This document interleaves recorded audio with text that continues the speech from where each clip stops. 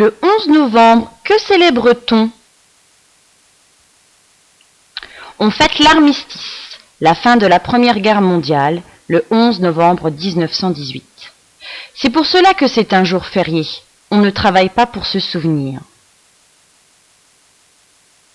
La vie à cette époque était bien différente de la nôtre. Les voitures, les vêtements, l'école, la famille.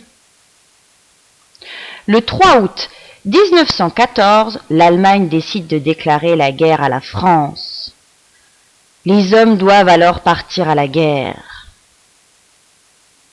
On appelait alors les soldats français les poilus, car ils étaient souvent mal rasés et couverts de boue.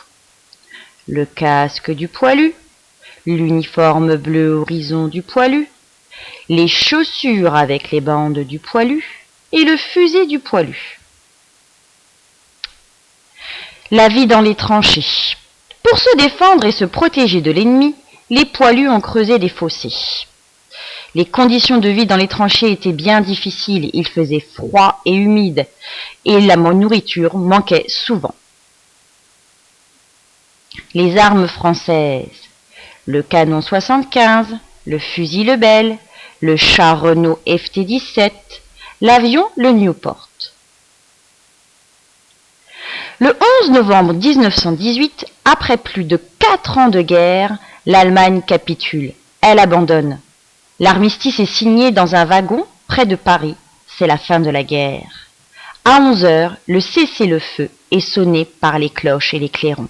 C'est la joie dans les tranchées.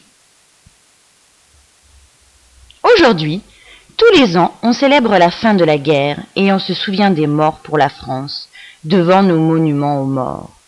On fait un vœu, plus jamais la guerre, et on dépose des gerbes de fleurs.